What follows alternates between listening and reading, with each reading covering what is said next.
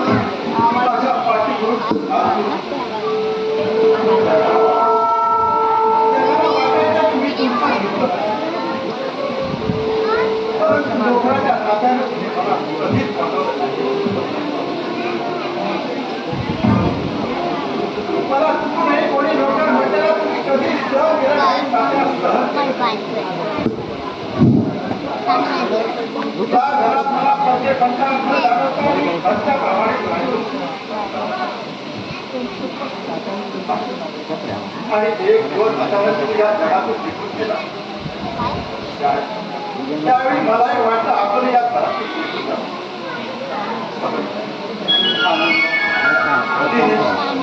राजूच्या निराशा केविल माझ्या चेहऱ्याकडे बघितलं, माझ्या मनात मला पडला, अरे तुला हे घर सोडून जाता येईल. त्यावेळी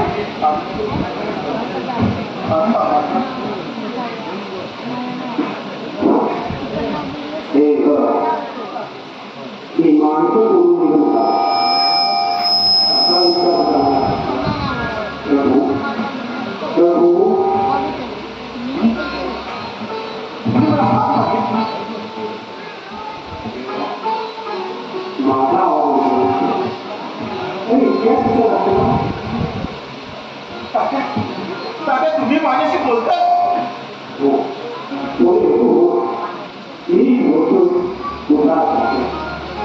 नाही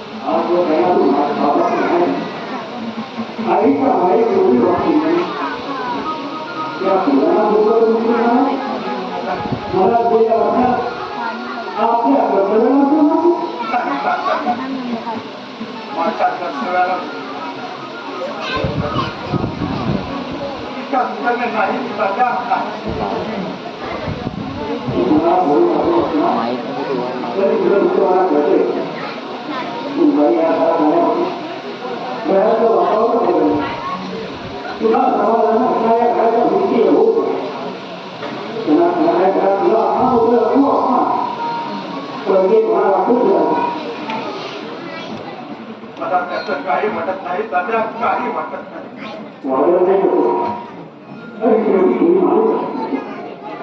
आणि माणसाच्या संस्कृतीला मर्यादा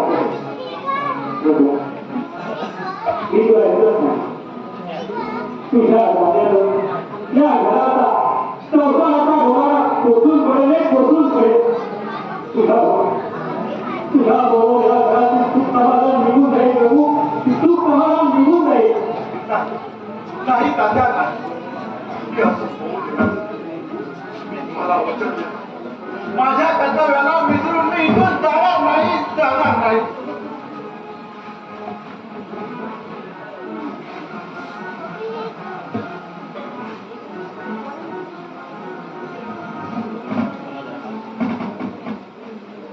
बाबा अरे तू असं उदास का दिसतोय? नाही, तसं काही नाही. अरे तुझी तब्येत ठीक नाही का? माझ्या तब्येतीत काय चांगला घडता का नाही? बाबा माणसाच्या ओठावरील शब्द किती खरं बोलत असले तरी चेहऱ्यावरच्या रेषा नेहमी खरं सांगत असतो. तू बाजारात जाणार होतास ना? तो जायला निघालो होतो. नंतर माझ्या लक्षात आलं पैसे कपाळात आले चालत सुनवाई आणि सुनबाई घरापासून फिरायला गेली. अरे हो का? तू ताव्या वहिनीकडे का दिल्यास? 2 दिवसापूर्वी तिने माझ्याकडनं मागून घेतली. सुनवाई म्हणाली काय म्हणाली वहिनी? रघु काका बोलत का नाहीस तू? तसं काही वाईट नाही बोलली ती. काय बोलली ते सांग मला. नोकर माणसावर विश्वास ठेवून आम्हाला आमच्या संसारात निवाळ वाटत असं काय असं बोलते वहिनी? आणि निमूटपणे तू ऐकून घेतलंस? अरे आम्हाला कुणालाही न सांगता तू गप्प बसलास?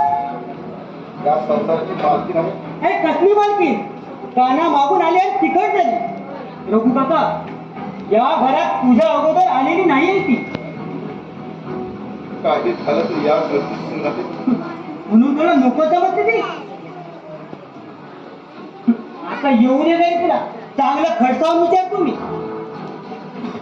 तू तिला काही विचारू नको. शेवटी काही झालं तरी मला माझी पायरी ओळखून वागायला होय. चूप एक शब्दही बोलू नकोस तू. अरे ज्या रघु काकानं आपलं उभं आयुष्य या घरात घालवलं, आम्हा भावंडांना अंगा खांद्यावर ठेवलं, आमच्या सुखासाठी आपलं आयुष्य चंदनाप्रमाणे झिजवलं. त्यात रघु काकावर जर अविश्वास कोण दाखवत असेल ना तर ते मी सहन करणार नाही. तुला माझं ऐकलं. अरे काय नाव लागेल रघु काका? हेकेखोरपणे घरातील प्रत्येकाबरोबर फटकून वागणाऱ्या वहिनीला कुणी जर जाप विचारला नाही ना तर सगळ्यांच्या डोक्यावर एक दिवस मिऱ्या वाटत नाही. अरे अगदी स्वतःच्या नवऱ्याच्या शब्दाची किंमत ठेवणार नाही ती. म्हणूनच अरे विनू सरप्राईज. आता अचानक अरे ये बैस. कसं आहे? म्हणजे तू कसं आहे? मस्त एकदम. अरे आज अगदी अचानक शाळा सोडल्यानंतर पहिल्यांदाच भेटतोय आपण. हो रघु काका हा माझा मित्र विनू. आम्ही दोघं कोल्हापूरला शाळेत असताना एकाच वर्गात शिकत होतो. विनू अरे शाळा मला अर्धवट सोडावी लागली. यानंतर तुझ्याबद्दल मला काहीच समजलं नाही. अरे मी पुढे मुंबईला गेलो. सरकारी खात्यात नोकरी मिळाल्यामुळं कामानिमित्ताने खेड्यापाड्यात फिरावं लागतं. आता सुद्धा कामाच्या निमित्तानं मी चालू. सहज चौकशी केली तर एका सहज मित्राला तुझ्याच घरी आणून सोडलं बघ. अरे इतक्या दिवसानंतर तुला माझी आठवण आली ना हे बघून खूप बरं वाटतं बघ. आठवण यायला त्याचं कारण आहे दिनेश. या भागात 15 दिवसाचा दौरा आहे माझा. तेव्हा इथं राहण्यासाठी तुझ्या ओळखीला एखादी मला जागा मिळाली ना तर बरं होईल. विनोद अरे हे शहर नाही गाव आहे गाव. आणि इथं आमचं एवढं भलं मोठं घर असताना तुला भाड्याची जागा शोधायची काय गरज आहे मला सांग? अरे संकोच न बाळगता येते ना तू. गोष्ट म्हणत असशील तर प्रश्नच मिटला. अगदी घालच्याप्रमाणे सोय झाली म्हणायची. हे कोण? हा अरे हा आमचा रघु काका.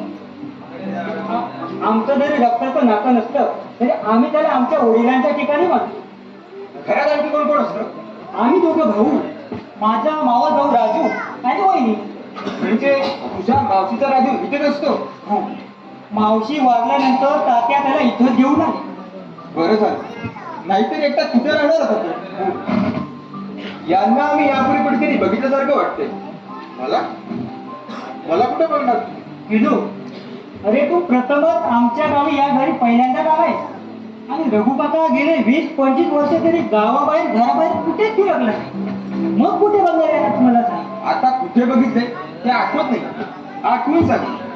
ठीक एक सारख्या चेहऱ्याने अनेक मस्त असतात आपल्या आजूबाजूला. कधी कधी त्याला बघून फसत होते आपण. बरोबर आहे की. तसंही होऊ शकतं. दिनेश आता निघू मी. अरे आलेले निघू कुठं? अरे तहसीलदार कचेरीत माझा एक मित्र आहे. त्याच्याकडे माझी बॅग घेऊन आलोय. ती घेऊन येतो. अरे चहा तरी घेऊन जा जरा. अरे नुकता देशी स्टँडवर चहा घेतलाय. बॅग घेऊन जवळच येतो. अरे हो मलाही शेतीवाडीत जायचंय. चल मग मी रिक्षा घेऊन आलोय. तुला तिथपर्यंत सोडतो. ठीक आहे. रघु काका मी जरा बाहेर जाऊन येतो.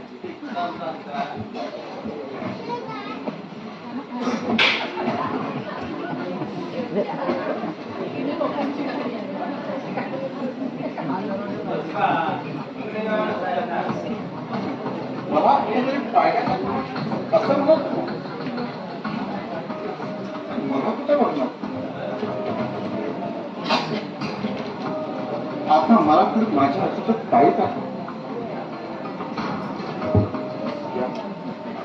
या घरात येण्यापूर्वी माझ्या आयुष्यातील साऱ्या आठवणी काल प्रवाहावर वाहून गेले.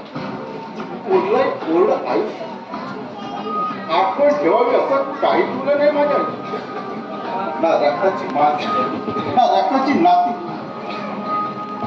मायेने जोडलेल्या या माणसांच्या घरात माय राहण्यावाला एकट्या दगडाप्रमाणे आयुष्य वाटेत तर वाट सरू माय राहणाऱ्या दगडाला देव समजून पूजा मानते. परंतु या घरात येण्यापूर्वीच्या माझ्या आयुष्याबद्दल त्यांना समजलंच आहे.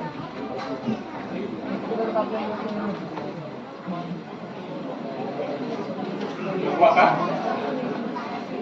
आला बरं झालं लवकर आला ते. शहरात पाहिल्या चुकायला इतक्या उन्हात तिथे जगायला झाला चालताना मामाच्या घराला वाटत होते. लेवराची सवय नाही ना तोंड तिथला बघू पाय सुद्धा दुखायला लागले माझे. आता माझं तोंड काय बघत राहिलाय. आज जा आणि लिंबू पाणी घेऊन ये.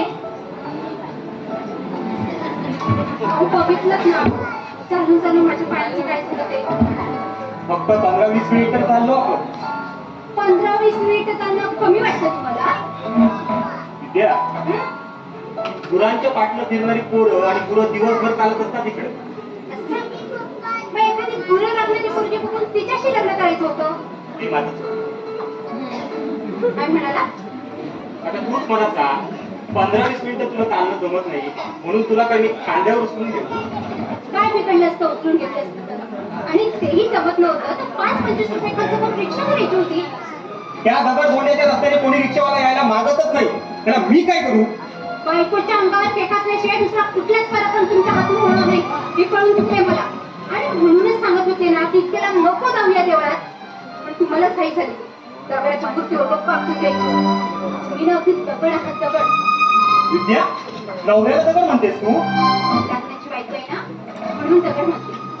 लग्नाशी एखादी ठेवलेली बाई असते ना तर तिने दगड घातला असता तुमच्याकडे. अगं कुणी आहे तर काय म्हणते. त्यानं सांगितलं माझ्या नवऱ्याचं वागणं दगडासारखं आहे म्हणून असं बोलावं लागतं.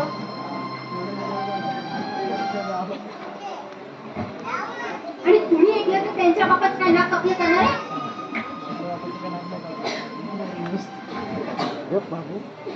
आता मला एक सांगा माझ्या नाजूक तब्येतीचा विचार तुम्ही नाही करायचा तर कुणी करायचा. कसला विचार करायला हवा का मी. देवदर्शनाला जाताना तुला काय पालखीतून उचलून घेऊन जायचं मी. कोण मला पळतीतून येणाऱ्याचं. काय गोळी आली. अहो जरा इकडे ये ना. अहो ते लावून काय बघते माझ्या तोंडाकडे. माझी चपल्या एवढ्या काढून ठेवा ना. काय माझ्या चपला घेऊन म्हणते तू. तुम्हाला नाही तर काय शेजारीच्या नवऱ्याला सांगू. विद्या बायकोने चपलेने मारलेल्या नवऱ्याप्रमाणे ओढू नका. अगं जरा विचार कर ना.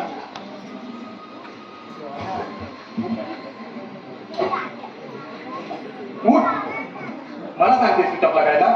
जा बाहेर जाऊन चपला काढून ठेव. मला जाऊन देताय. अहो असं नका ना करू. नवऱ्याने बायकोशी कसं प्रेमाने बोलावं. तुम्ही जर असं करू लागलात तर मी कुणाच्या तोंडाकडे बघायचं. आता मला जमत नाही म्हणून सांगते ना चपला काढायला. अहो असं म्हणाय नको. तुम्हाला जर बायकोच्या चपला काढायची एवढीच लाज वाटत असेल ना तर अशी चपला सहित आतमध्ये जाऊ शकते. अगं असं वेळेसारखी काय बोलतेस तू.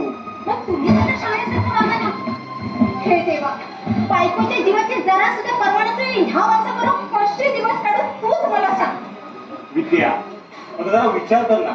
बायकोच्या चपला काढताना मला कोणी बघितलं तर लोक काय म्हणतील.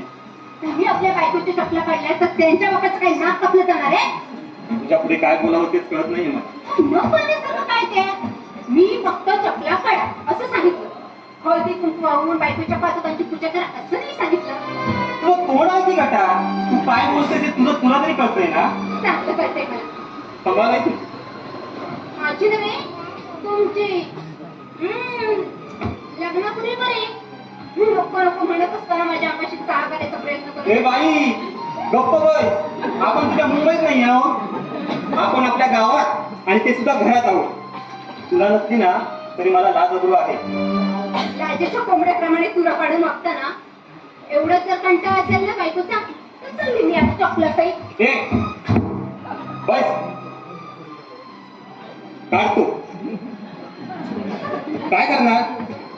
तुझ्या प्रेमात पडायचा गाडोपणा केलाय, आता गाडवाप्रमाणे वागावंच लागतंय. असं झुकणाऱ्या बैलाप्रमाणे बोलू नका हा. काढा.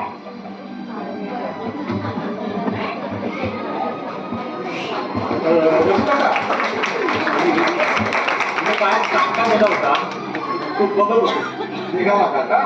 हो. द्या.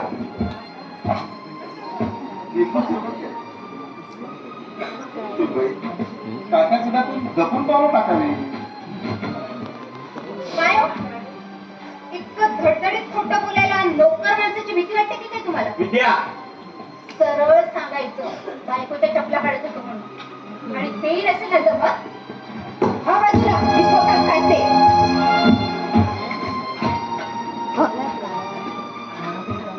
सुनबाई, हे तुझं असं वागणं? आम्हा नवरा बायकोच्या भांडणीत तुला ना खुपसायची गरज नाही. विद्या कुणाला बोलतेस तू हे? हा तुमच्या रघु काकाशिवाय दुसरं कोण आहे काय? तुमच्या नकाला मिरच्या बोलते की काय? काही चुकीचं नाही बोले तुमच्या लाडक्या रघु काकाला. काही माणसाला सवयच असते नवरा बायको बोलत असताना मध्ये मध्ये ना खुपसायची. अगं पण रघु काकाचं काय चुकलं? तो तुझ्यासाठी लिंबू सरबत घेऊन आला ना. त्यांचं काहीच नाही चुकलं. चुकलंय ते नाही माझं. लग्न करून मी शहरातून इथे आले.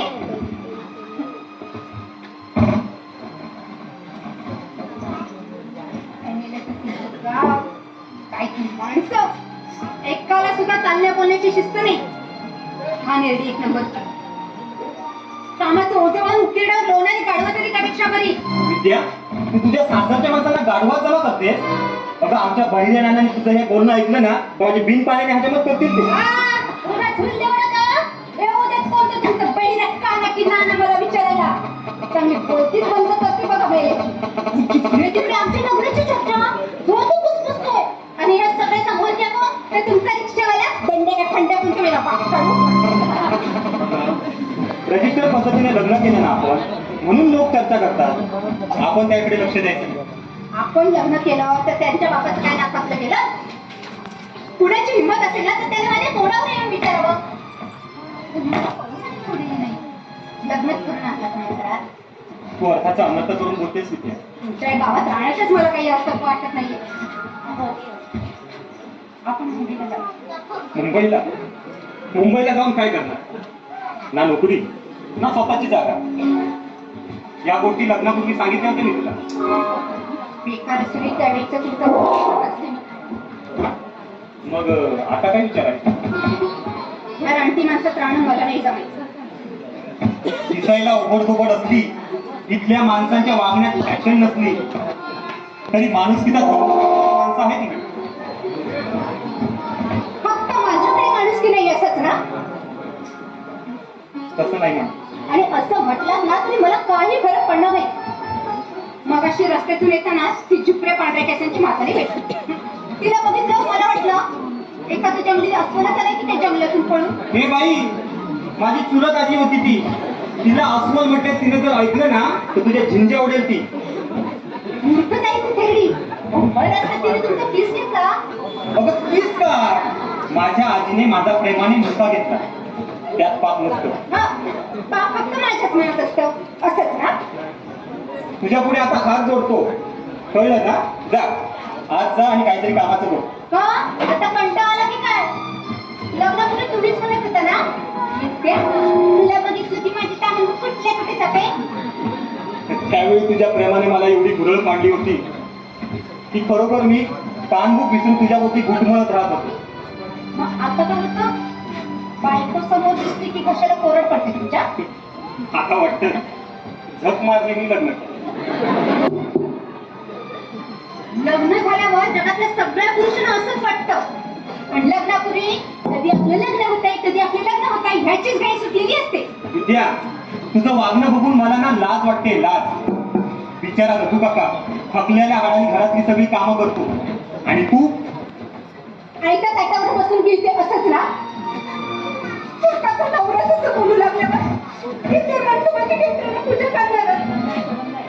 बोला बोला ते वाटेल ते बोला. सगळं संस्कारी हवं. आईचा विरोध पत्करून लग्न करून आले मी लग्नाला. मी बोलते ते प्रमाणे वागून तुमची इच्छा दिसतेय. विद्या, बघा आपल्या घरातली कामं आपण नको का करायला? कामं आपण करायची, मग ते लाडके तुमच्या रक्षकाला कशाला बरं करून द्यायचं? दोन यायचं ऐकत गेलेलं. एक लक्षात ठेव विद्या, रघु काका नोकर नाही आहे या घरचा. हो का? माझ्यापेक्षा ते 1.5 दमडीच्या नोकऱ्याची किंमत जास्त वाटते तुम्हाला? तर मग लग्न कशाला केलं तुम्ही माझ्याशी? गाढवपणा केला मी. केलात ना? मग आता गाढवाप्रमाणे लाथा न मारता मी काय सांगते ते ऐका.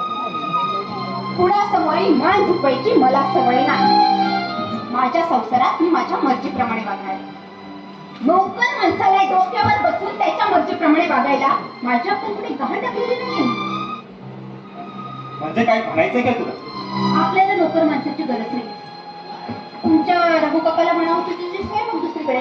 नाही नाही, रघु काका इथून कुठेही जाणार नाही. बर ठीक आहे, तर मी इथून जाते. मी इथून गेल्यावर ना ते तुमच्या लाडक्या रघु काकाचे पाय धुवा आणि ते पाणी तीर्थ म्हणून द्या. माझी काही हरकत नाही. दरवाजा आणून आमचं बोलणं चोरून येते का? विद्या, तुमच्या कपाळाची शिव देते तर मी काही बोलतच नाही, गप्पच बसते. अरे असं काय बसलाय? बाई भांडली की काय तुझ्याबरोबर? सर, जेवण तयार आहे, जेवून घ्या दोघांनी. रघु काका, जेवणावर इच्छा नाही रे माझी. अरे वेड्या, नवरा बायकोची भांडणे व्हायची म्हणून बायको वाचताना कोणी जेवणावर काढत नाही. माझ्यावरच्या रागामुळे उपोषण करून महात्मा मारायचं जर तुमचा विचार असेल ना, तर असल्या उपोषणाला आजकाल कुत्र सुद्धा विचारत नाही. विद्या, अरे पोर खेळातल्या नवरा बायको सारखं भांडताय काय तुम्ही? आमच्या भांडणाला तूच कारणीभूत आहे. हा मी? हो हो तू. विद्या, चालते हो इथून. रघु काका, तिच्या प्रेमात पडून तुम्हाला कोणालाही न विचारता रजिस्टर पद्धतीने लग्न केलं. वाटलं होतं पत्नीच्या रूपाने लक्ष्मी घरात येईल, घरातल्या सुखाचा मनात भर पडेल. पण आता वाटू लागलंय लक्ष्मीच्या पावलांना औजस शिरले घरात असत ना. करा करा, नोकर माणसासमोर घरच्या लक्ष्मीची अशी निंदा नालस्ती करा. अहो, अशी घरच्या लक्ष्मीची निंदा नालस्ती कराल ना तर एक दिवस भीक मागायची वेळ येईल तुमच्यावर. विद्या. हा म्हणता थांबलात ना? मारा मारा ना. सुनबाई तू तरी तुला आमच्या भानगडीत नाक खुपसायची गरज नाही. तुझ्यामुळेच आम्हा नवरा बायकोत भांडण होत आहे. तुझ्या सासूपणावर सगळ्यांचा विश्वास असेल पण माझा नाहीये.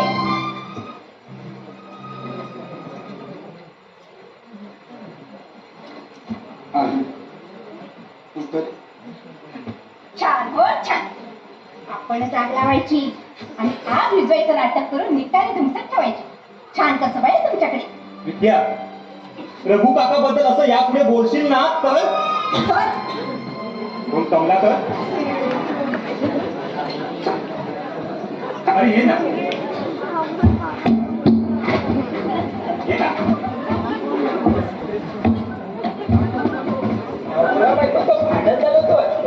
नाही रे, भांडण नाही.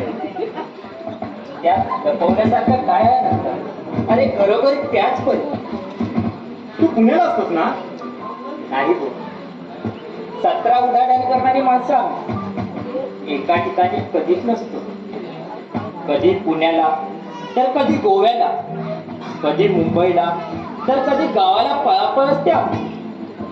अरे आज एकदा वेळ काढून तुला भेटण्यासाठी आहे.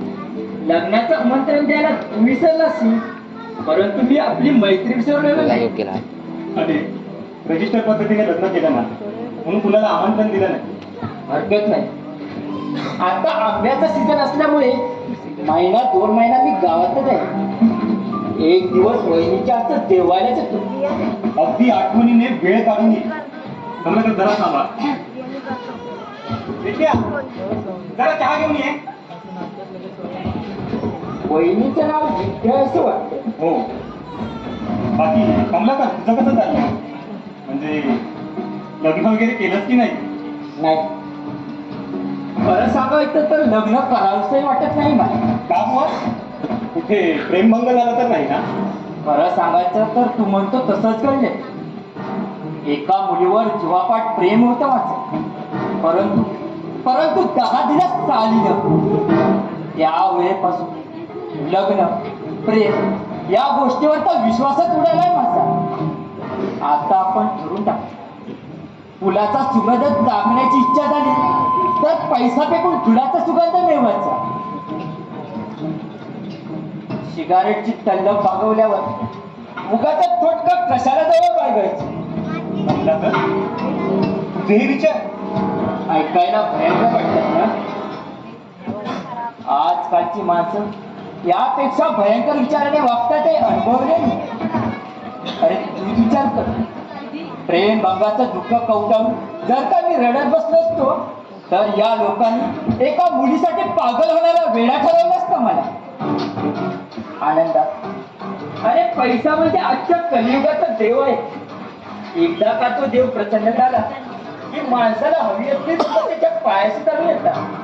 कमलाकर, अरे पैशाने सौदा करून विकत घेतलेल्या गोष्टी खरंच सुसमान नाही मिळत रे बाबा माणसाला. अरे तुझं म्हणणं खरंच, तरी माणूस किती काय जगणार.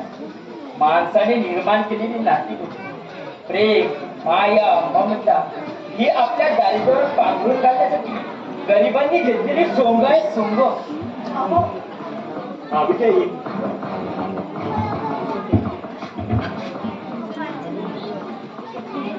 कमलाकर,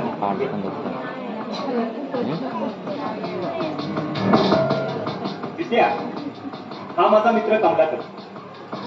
आनंद, ही तुझी बायको होय? हो.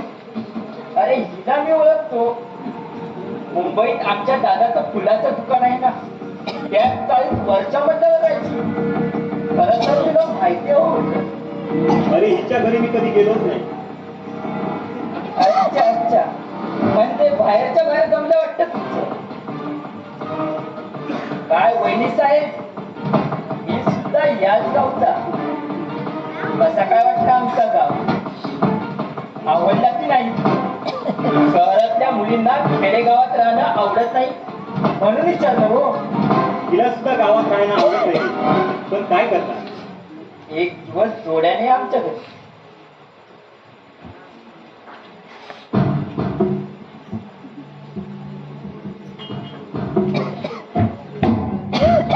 माझं बोलणं मुलगीला आवडलं नाही वाटत. जाऊ दे.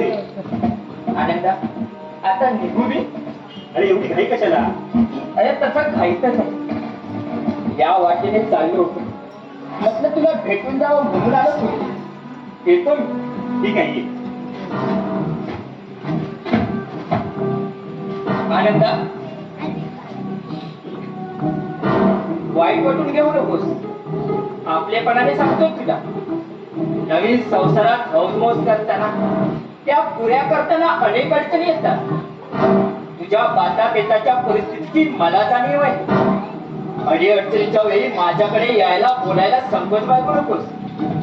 कमलाकर, अरे एवढ्या आपुलकीने बोललास त्यातच सगळं आहे. अरे बोलाची कडी आणि बोलाचा भात म्हणतात, यातला स्वभाव माझा नाही. कुणाच्याही अडीअडचणीच्या वेळी मदत करायला हा खडकता घेत नाही. येतोय. ठीक आहे. आनंदा, आता आला तो गणपतवाण्याचा कमलाकर ना? हो.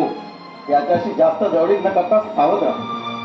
तुला माहित नाही, तात्या घरात दारातही उभं करत नव्हतं. शिवाय गावातील लोकही त्याच्याविषयी चांगलं बोलत नाही. रघु काका, कमलाकर जगाबरोबर कसा वागतो ते मला माहित नाही, परंतु त्याने मला केव्हाही मदत करायचं कबूल केलं. याची मदत घेण्याऐवजी दुसऱ्याच्या नावावर जाऊन हात पसरवू असंच ना? रघु काका, आमची परिस्थिती नव्हती तेव्हा आमच्या मावशीने स्वतःच्या खर्चात काटकसर करून आम्हाला मदत केली.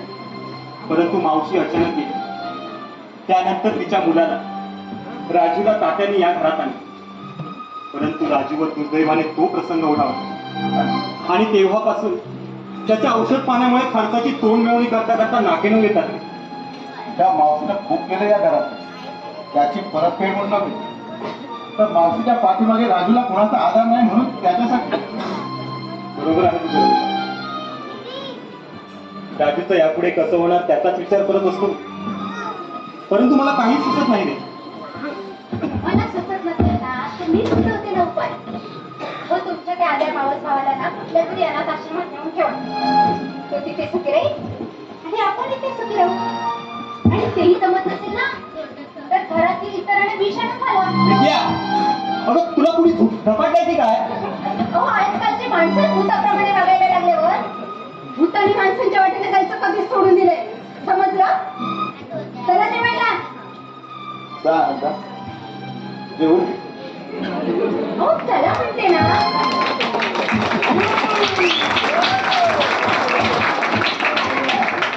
आंधळे महाराज, आता दोघांनी एकमेकांच्या गळ्यात गळे घाला आणि पोटभर रडा. तेच नशिबात आहे तुमच्या. चला हो तुम्ही. चला. कशाला बाहेर आलाय? रात्रभर झोपत नाही. एका जागेवर बसून तरी काय करू? कंटाळा येतो. आधी चांगले पण असलेल्या राजूच्या आणखी आचार माझे मावस भाऊ किती करतायत माझ्यासाठी, किती पैसा खर्च करतायत. त्याची काळजी तू करू नको. त्या आईने खूप केलं या घरासाठी. याची परतफेड करून घ्यायची इच्छा नाही माझी. तरीही दुर्दैवाने माझ्यावर तशी वेळ आली. माझे हे मावस भाऊ मला काही जाणवून न देता खूप करतायत माझ्यासाठी. परंतु या घरात आलेली वहिनी, तिच्या बोलण्याकडे तू लक्ष देऊ नको. ती लक्ष देऊन तरी काय काय. लग्न झाल्यावर माणसाच्या स्वभावात बदल होतो काय? असं का विचारतो? खरं सांगा रघुकाका, तुलाही माझा राग येत असणार नाही बेटा. नाही. कसं दादाचं लग्न झालं आणि त्याच्या सोबत किती बदल झाले बघ ना. अलीकडे माझी विचारपूस करायची सुरू, कामाशिवाय बोलत सुटू. त्याचंही बरोबर आहे. मी त्याचा मावस भाऊ, त्याचा असा आंधळ्या भावाची लाज वाटत असेल त्याला. राजू, तुझ्याकडे मनातलं बोल म्हणून मोकळं करावं असं किती दिवस वाटत होतं मला. माझ्या आंधळेपणाचं इतकं धाब्याच्या अलीकडच्या वागण्याचं दुःख होतं रे. अरे आनंद आता आपला राहिला नाही तर तो त्याच्या बायकोचा नाही. त्याची बायको आमची कुणी नाही, तिचं वागणंही. असतो एकेकाचा. राजू, तुझ्याकडे बघितलं की माझ्या काळजाचं पाणी पाणी होतं. कधी वाटत अशा निष्पाप निरागस ही वेळ येण्याऐवजी प्रत्येक जगाने माझ्या सरकारला त्या जगातून नेलं असतं तर एक जग ओसमडलं. परमेश्वराला माहिती आहे या घरात आम्हा भावंडांना तुझ्याशिवाय कुणाचा आधार नाही. रघु आकाशचं कोणतं पाप माझ्यातून घडलं होतं रे. म्हणून परमेश्वराने मला ही शिक्षा दिली. दैवाच्या घरात असा कोणावरती अन्याय झाला. तुझ्या बरोबर तो हृदय प्रसंग आठवला की अजूनही अंगावर काठोबा. अमावाशीच्या दाग काढून काढा. सकाराम जन्माच्या घराला कशी काय आग लागली हे कुणालाच कळलं. त्या आगीत सकारामाची आजरी म्हातारी अडकली. पुढे जायला कोणीही धडावत. अशा वेळी कुठल्याही जीवाची पर्वा न करता त्या आगीत तू शिरला. त्या म्हातारीला बाहेर काढ. परंतु चारी बाजूने घेतल्या आगीत तुझे डोळे भरपडत आणि आता वाटतं त्या आगीत मला मरण आलं असतं तर माझ्या बरोबर माझ्या त्रासातून सगळ्यांची सुटका झाली. मी आंधळा असलो तरी बाहेर नाही रघु आता. या घरात काय घडतं, कोण काय बोलते ते कानावर येतंय माझ्या. सुंदरी तुला काय बोलली? मला बोलायला नाही. माझ्याकडे धुंकूनही बघायला तिला वेळ नसतो. तिचा सगळा वेळ जातो तर तुला घालून पाडून तोंडण्यानं बोल. ते शब्द माझ्या कानावर पडले की माझ्या कळपाच्या मस्तकात जातो. माझं ठीक आहे. तू मात्र इथं जनावरासारखा रात्रंदिवस राबत असताना तिचं बोलणं तू काय ऐकून घेतो, काय सहन करतोस तू? माझा विषय काढून तुला सुनबाईने ऐकलं तर तुला भीती वाटते तिची? या घरची मालकी नाही. अरे तिला घेऊनच वागायला इतकी वर्ष इथं राहणारच होती, या घरात काही अधिकार नाही नको काका? माझा कसला अरे कोण आहे मी माझ्या दुर्दैवानं मला या घरात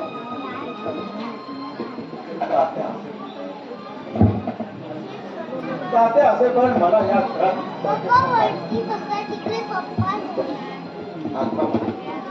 आता मात्र जसं देवाच्या मनात असेल त्याप्रमाणे दैवाचे भोग भोगले पाहिजे.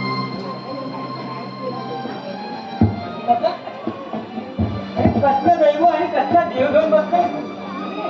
अरे या जगात देव असला तर तो चांगल्या माणसांना छळण्याचं काम करीत असावा. अरे देव देव करून पापाला घाबरून वागणाऱ्या चांगल्या माणसांकडे अरे जग पाठ फिरवतं आणि सज्जनांच्या माना मुरगळणाऱ्यांच्या पाठीमागं मात्र जग उभं राहतं. अशी माणसं खरंच त्याचं असं वाटतं. हे माहीत नाही मला, परंतु हे माहीत आहे मला, अरे माणसाच्या अंगात धमक हवी. दुर्दैवावर लात मारून सुख समाधान खेटून नाही. अरे आजकाल माणसाला नीतिमत्तेची भीती नाही, माणुसकीची चाड उरलेली नाही. रघु काका, विषारी गरळ ओतणारे काळ सर्पमयी सुगंध देणारे अरे तुझ्यासारखे मानवरूपी वृक्ष या समाजात असताना त्याच्या पुण्यावर चाललंय या पापी जगाचं राहटगाड. राजू, तुला पटतंय ना माझं बोलणं? मला पटलं, तुला पटलं तरी मी काय करणार? मी असं म्हणजे कसं? राजू, मी तुला बजावून सांगितलंय. अरे तू मनाला काही वाईट वाटून घेऊ नकोस तू. अरे तुझ्यासाठी विचार करून आम्ही प्रत्येक दिवशी धडपड करतो. वेळ पडली तर स्वतः गहाण राहील, परंतु तुला दिसायला लागेपर्यंत माझ्या मनाला समाधान लागणार नाही. शेवटी जर माझ्या सगळ्या प्रयत्नाला जर अपयश आलं तर माझे डोळे काढून तुला बसवीन मी राजू. तसं मावशीला वचन दिलंय मी. राजूला जरा बाहेर मोकळे हवे तू. चल राजू.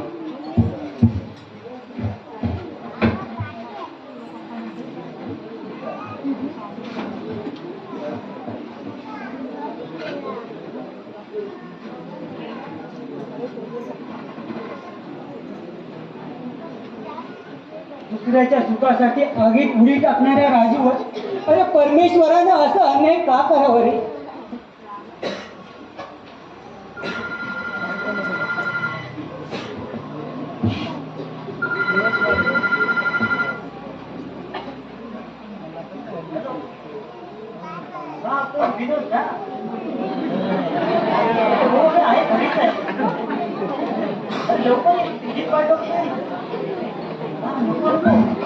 एकटीची वाट बघत बसू नको.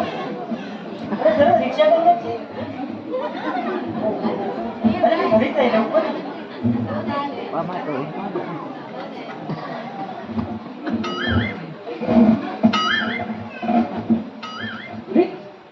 काय तू? मी बाळ असलो नाव जरी बाळ असलं ना तर मी पाळायला नाही हे राहिली मोठ्या करायला सभ्य नसतो. काय म्हणतोय? अरे रोज कानी कपाळ ओढून सांगतो ते तुमच्या ओळखीची कुणी बाई असे कुणी तुमच्या ओळखीची बाई तर या बाळाला हे लग्नाची घाई. अजून कुठे तुझं जमलं नाही वाटतं बघ. आता अरे जमलं तर ह्या कशाला साधं सुटलो असतो. अरे जमलं नसलं ना तरी जमवायचा विचार बघ काय होती द्या. कर कर हा कुटाळे नवरे जमवायचे प्रयत्न कर. हा अरे प्रयत्न वाळू ते कनरगडी का? अरे केलंय मी घे. हे प्याल्या. अरे तेल कसं वाढतोय रगडून रगडून.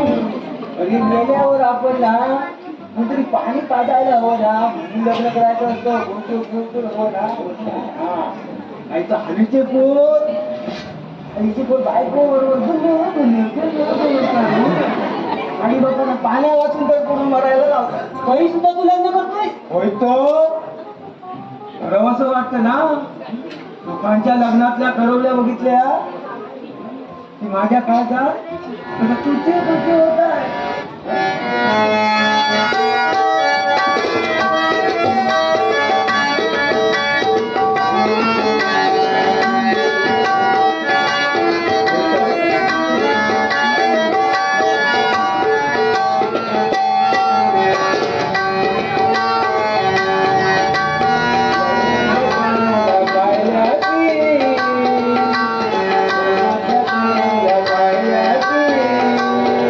मला असं वाटतंय मला गार गार वाटतंय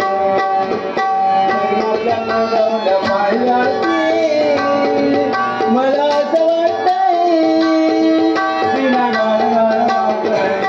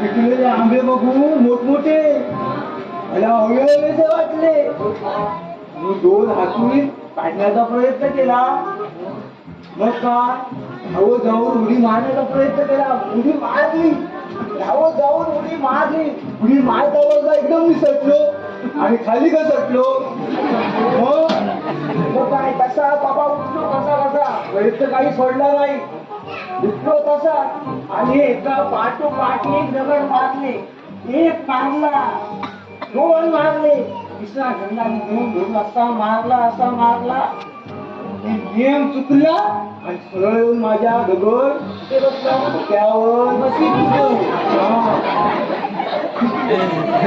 बरं झालं मग एकदा बरं झालं का बरं झालं का या प्रेम भंग झालेल्या प्रेमीला अजून जिद्द सोडलेली नाही तिने तुला सांगतो प्रत्येक 8 वर्षच्या प्रेस दगाबाज प्रेयची शपथ घेऊन सांगतो तिने एकदा मला कर्तव्य आहे म्हणून रोज उठून सकाळी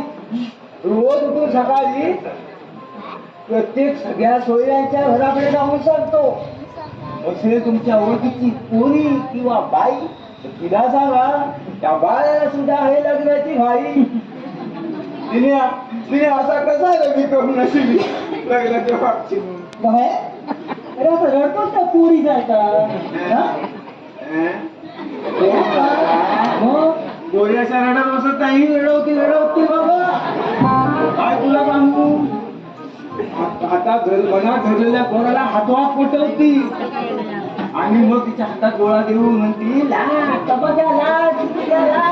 तुझी कन्या येणार आहे नाही नाही बघूया कशी तुझी लग्नात जमत नाही अजून ना कशी आहे ना अरे बाबा मग त्याला आई सगळं रडवती म्हणून तिने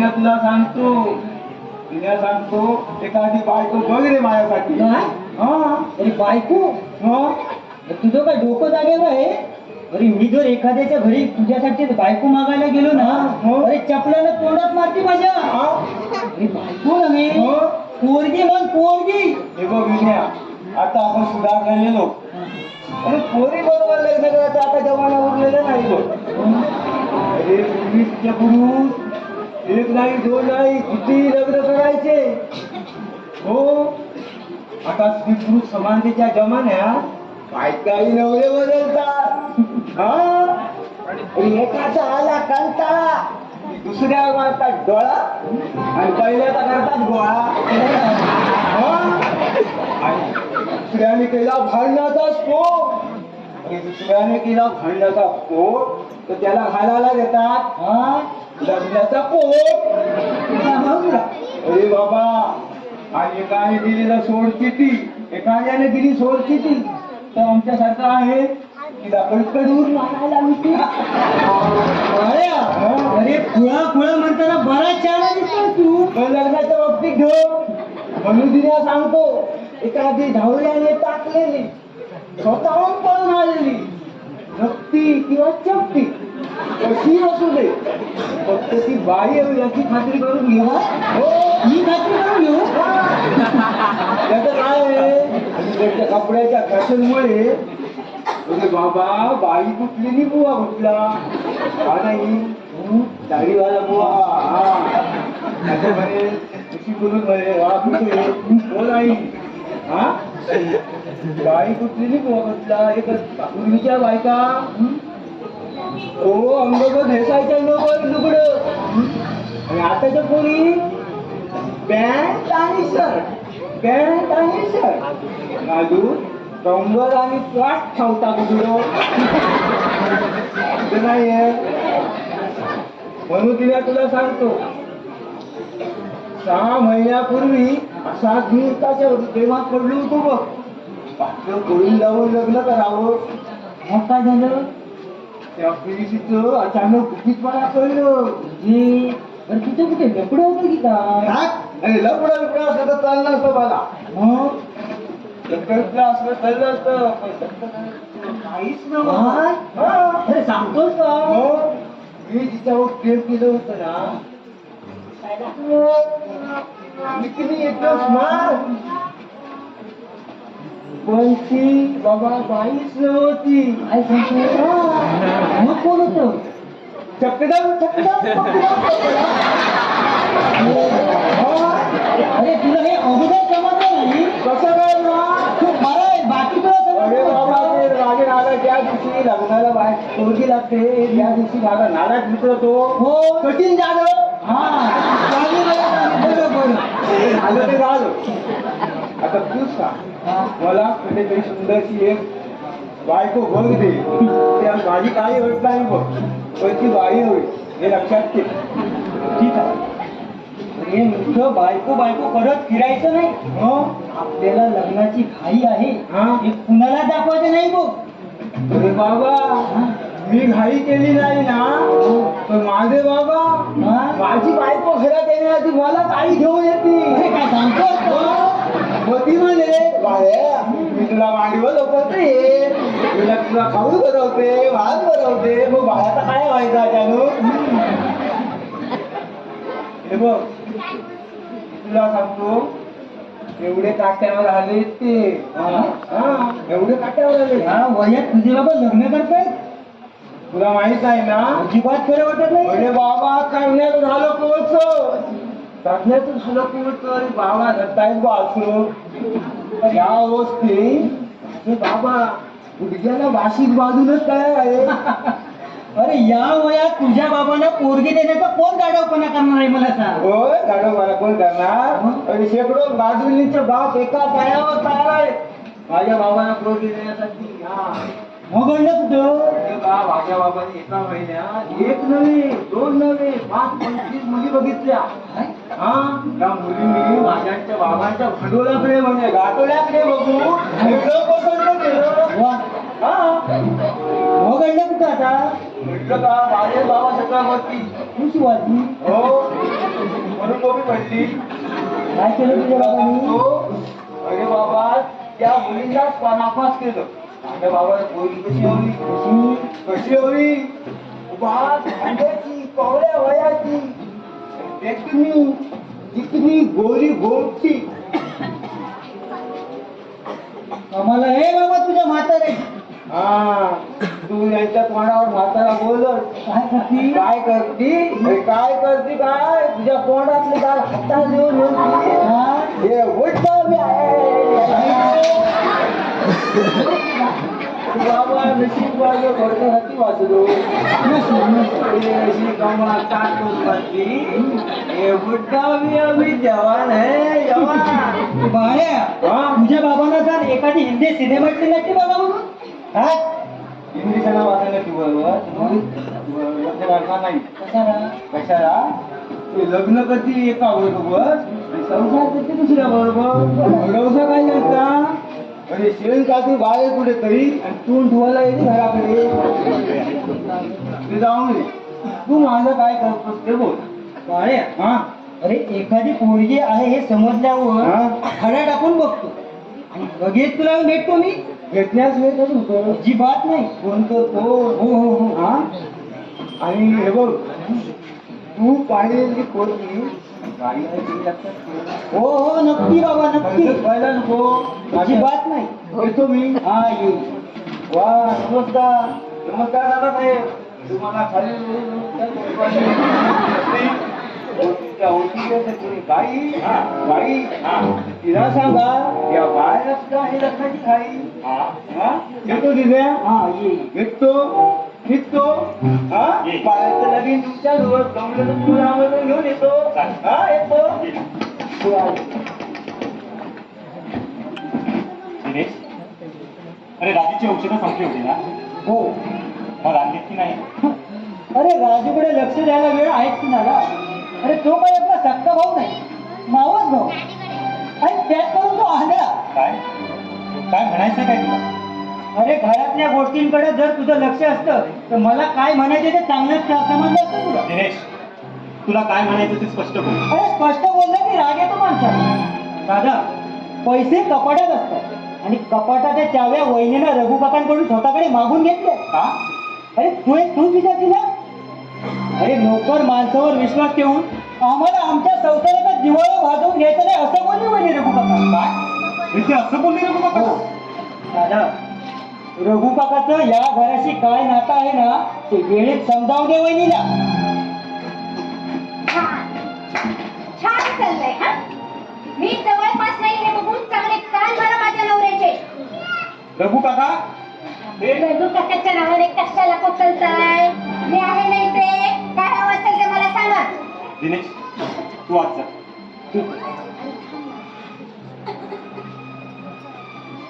विद्या रघु काकाकडून तू कपाटाच्या चाव्या मागून घेतल्यास हो घेतल्या काय त्यावेळी झालं त्यावेळी काय बोलली तू रघु काकाला काय बोलले शिव्या नाही दिली तुमच्या लढत्या रघु काकाला.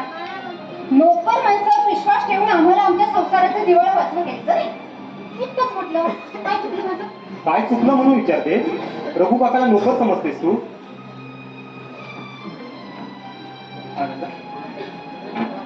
सुनबाईचं काही म्हणून तुला नोकर समजते मी. अरे हिच्या अशा वागण्याने जगात हसं होईल माझं. बायकोच्या तालावर नाचणार नंदीबाई समजून लोक माझ्याकडे बोटं दाखवतील. विद्या तू पाय धर रघु काकाचे आणि माझं चुकलं म्हण.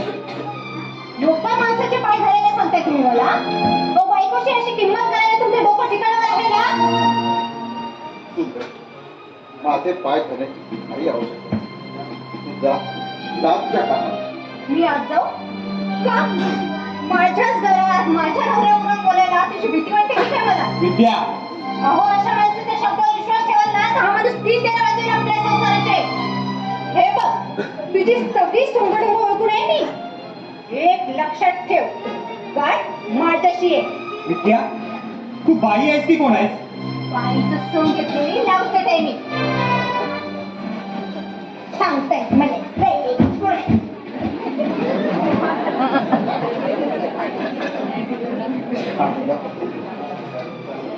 अरे शब्दानं शब्द वागतो आणि घरात म्हणून गप्प बसू मी. काय करावं ते सुचत नाही. मला वाटतंय माझं काहीतरी चुकतंय. तुझंच का? माझे काहीतरी चुकलं. माझ्या समोर तुला वाटेल तसे बोलून तुझा पान उतारा करते, म्हणजे स्वतःला समजते काही. अरे सुनबाई नव्याने आली आहे का? या संसाराची मालकी आहे. तिचं काही चुकलं असं मी म्हणणार. माझ्यासारख्या सारख्या माझ्याकडे का म्हणून विश्वास ठेवणार? बरं तुझं रघु काका, विश्वास ठेवायला माणूस सुद्धा त्या लायकीचा हवा. तू आमच्या रघुकाकाची लायकी काढणारा कोण आहेस तू? रघुकाकाला ओळखतोस तू?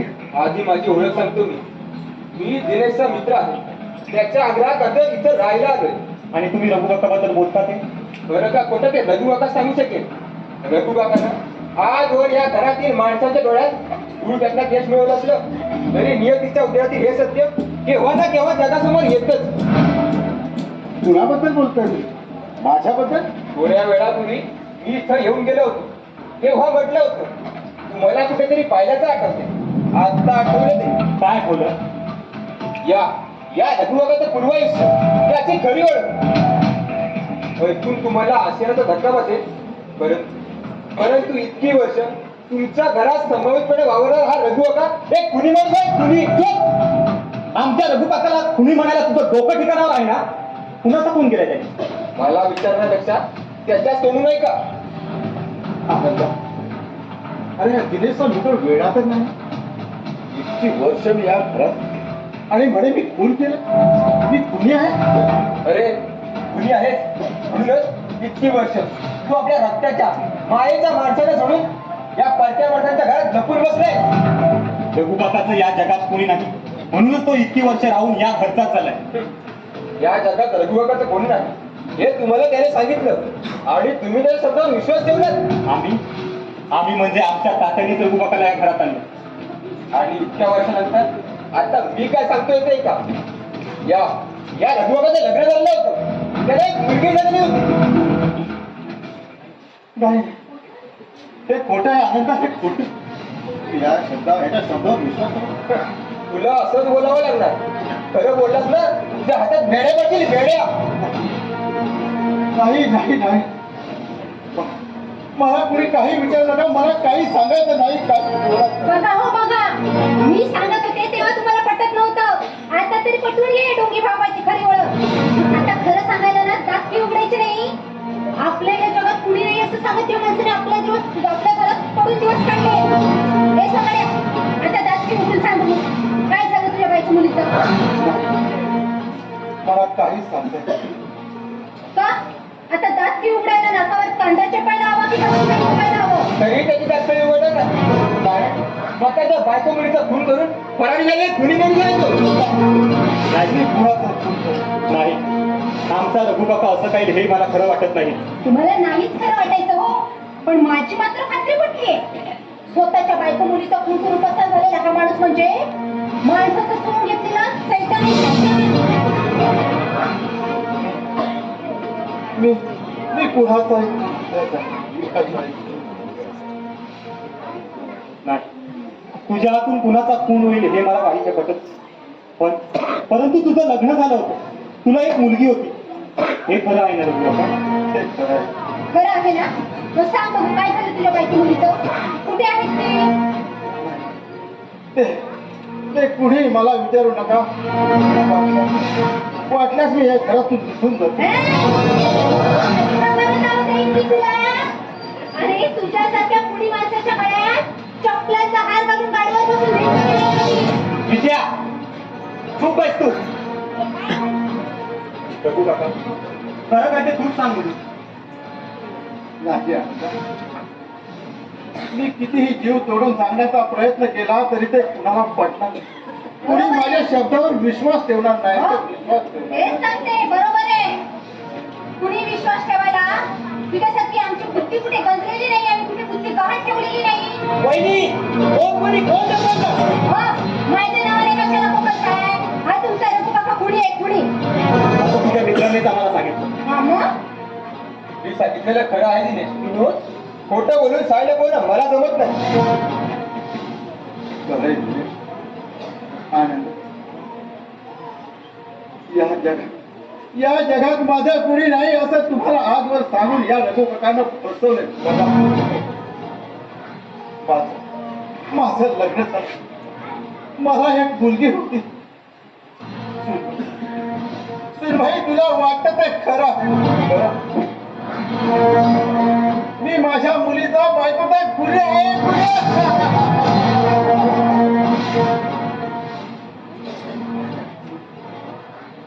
तुम्ही सगळे माझ्याकडे असत काय? अरे या घरच्या मालकाने तात्याने मला या घरात मला माझ्या विश्वास ठेवून मला त्याची त्याचा गैरफायदा घेऊन मी तुम्हाला सगळ्यांना फसवलेले तुमचा विश्वास आता तरी या कुणी माणसाची गाड्यावरून दिंड गाड्या या जगाला कळू दे या जगाला कळू दे की मी खुरी आहे.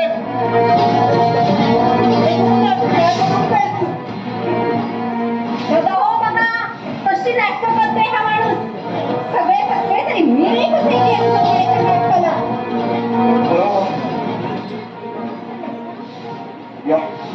या घरातल्या प्रत्येकाला मी फसवलंय ग पण तुला नाही फसू शकतो. फक्त